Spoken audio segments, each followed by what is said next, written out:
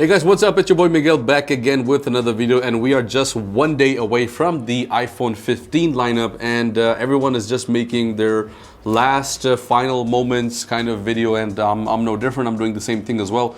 But I also have a little bit of a surprise by the end of the video, so stay tuned for that. I actually have covers of the iPhone 15 Pro models here. So I'm gonna show you guys how they fit on the regular iPhone 14 Pro, and I also have a dummy of the iPhone 15 Pro, so we're gonna see if they actually fit, if there's any difference in the dimensions, which would kind of give us a little bit of a further confirmation as to whether this is the real deal or not. So starting with some rumors and last minute changes that we are seeing on the upcoming iPhone 15 lineup. These are according to Mark Gurman, and they state that the Ultra name is actually not happening this year. So we're not seeing a separate phone which is going to be called Ultra. It was rumored that it was initially going to be a separate phone. Then it was rumored that the 15 Pro Max was just getting a new prefix, which was now going to be named Ultra. But it looks like that's actually not happening, and we're gonna have to wait at least one more year before we see the Ultra. Now, we really don't know if that's gonna be a completely separate phone with a separate lineup that's gonna be even better than the Pro lineup, or if it's gonna be the next iPhone 16 Pro with a new name. But anyway, it's not happening this year. It looks like it's happening next year. The good news is that the price is actually not changing that much. So initial rumors suggested that because of the iPhone 15, specifically the Pro lineup that's coming in titanium, which is a lighter, stronger metal, but it's actually also a more expensive metal, the iPhone 15 Pro lineup was gonna, shoot up. And I actually thought, this is just rumors, but even I myself thought that the price was gonna start at least till, $1,400, $1,300, going to $1,500, which was a huge jump in the pricing. But it looks like Apple is trying to, in difficult times where inflation is almost everywhere, Apple is trying to retain the same price. So we are expecting the Pro lineup, again, starting at $999, which has been for the past, I think, 5-6 years now. Having said that, the iPhone 15 Pro Max is actually going to get a little bit of a different pricing, and that is because this time the Pro Max is actually coming with a Periscope camera, which is a new technology. It's the first time that Apple is actually doing this, so it's kind of expected. Again, I'm not mad at that. I do expect that at least, and the price, again, is not drastic. It's only $100 more. So starting $999 for the regular Pro, and then $1099 for the Pro Max, which is not a bad price at all.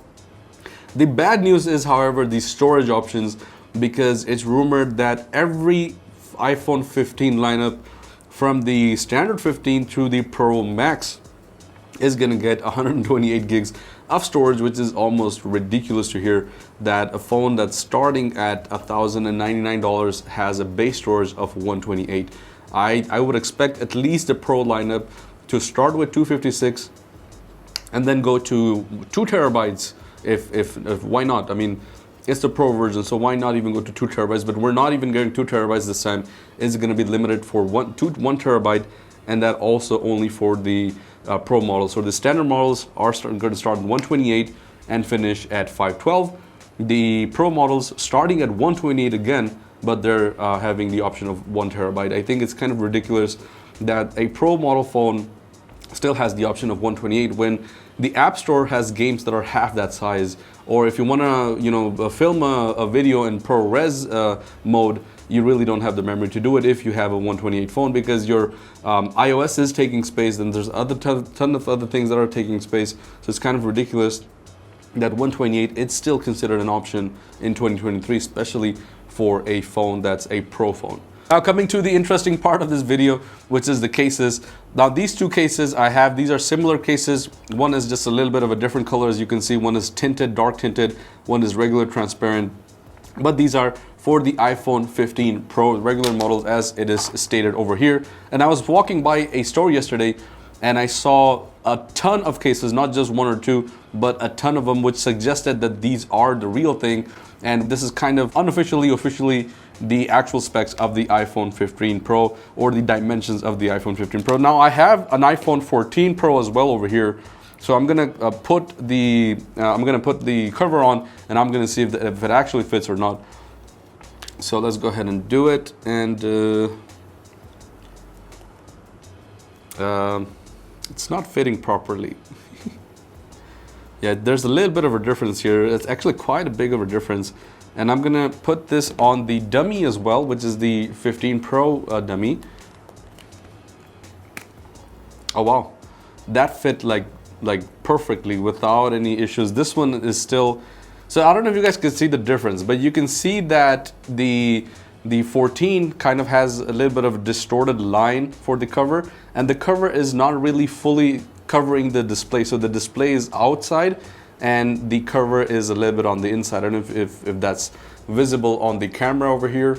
On the bottom side, we also have the same thing. So it's not really covering the bottom, it's kind of outside. It's a little bit on the front, and this one is perfectly covering the display. So the cover is actually protruding, which is the way that a case is supposed to function, because if you put it down like this, it's not going to hit the screen first. But in this instance, it's actually hitting the screen first and not the cover. So this shows me that the dimensions are a little bit off, and you can see with the screen on that the cover is not fitting properly. So it's stretched out a little bit, which means that the dimensions are obviously different.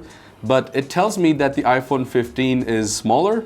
Well, not smaller, but because the iPhone 15 Pro has a little bit of a refined edge this time, so it's not as sharp as the iPhone 14. There's a little bit of a curve somewhere there, so it kind of makes it, I guess you could call it smaller. And I did notice that taking off the cover, it also requires quite a lot of force. It's not as easy.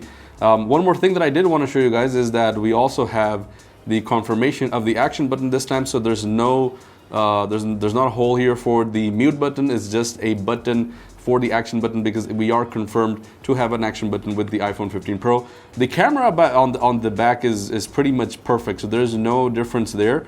It actually fits perfectly fine. And on the bottom as well, you can see the difference between the the Lightning and the USB. So the USB port perfectly, the dimensions of the case are perfectly fitted for that, whereas on the 14 you can see that this cutting, it's actually too big for a Lightning cable, so that kind of makes sense.